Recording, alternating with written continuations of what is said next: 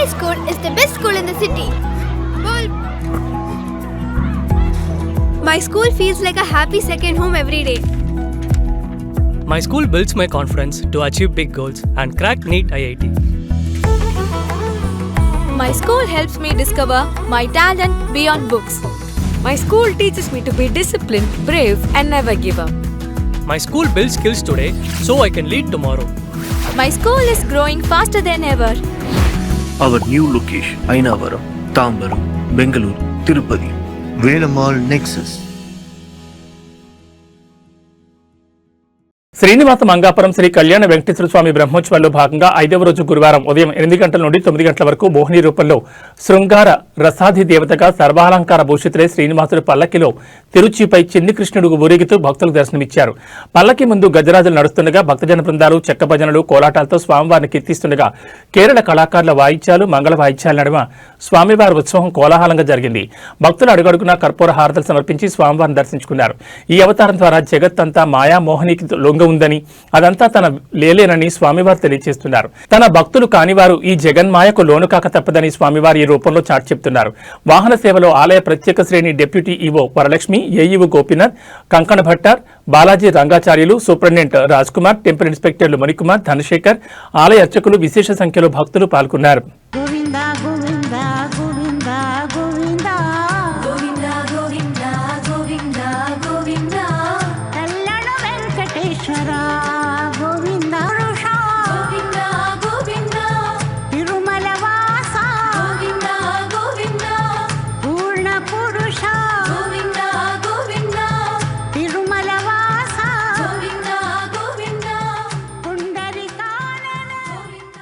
అవతారం జగన్మోహిని అవతారం.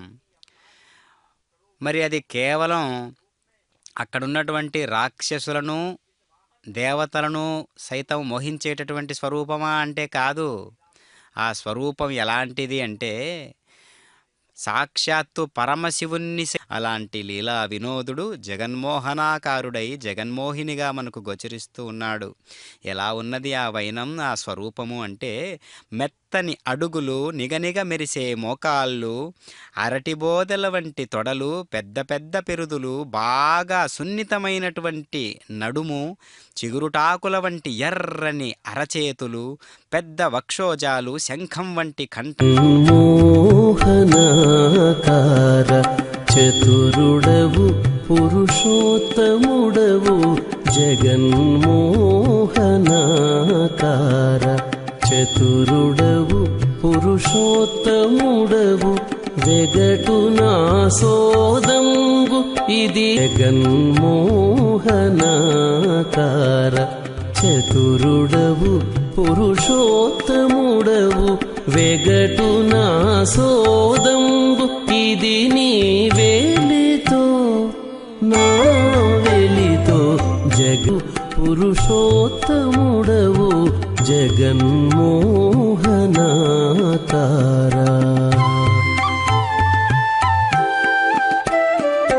జగన్ ప్రసాదమే కొని కాయము తనియదు, బడి ప్రదక్షిణములు చేసి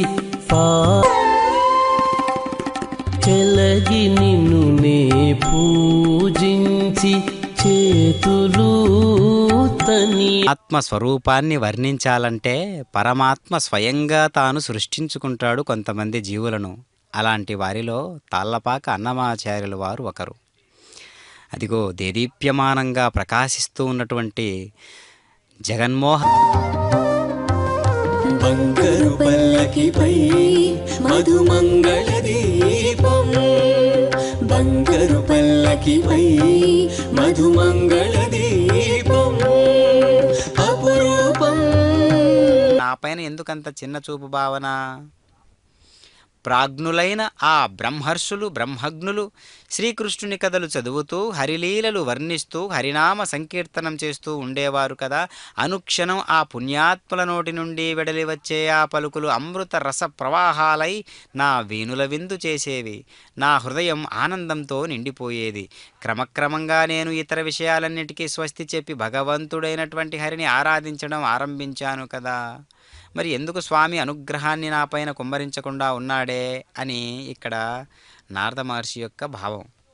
కాబట్టి భక్తి అనేటటువంటిది మొదటి స్థాయి ఏంటి అంటే పరమాత్మ దివ్యమైనటువంటి నామాన్ని మనం అర్థం చేసుకుంటూ పరమాత్మ లీలా వినోద తత్వాన్ని అన్నింటినీ కూడా మనం అవపోసన పట్టి అక్షర స్వరూపుడైనటువంటి పరమాత్ముని దివ్య నామాన్ని స్మరించడం మొదలు పెట్టాలి. ఆ విధంగా నామంతో మొదలైనటువంటి ఆ సాధన నామమే స్వరూపంగా మారుతుంది. కాబట్టి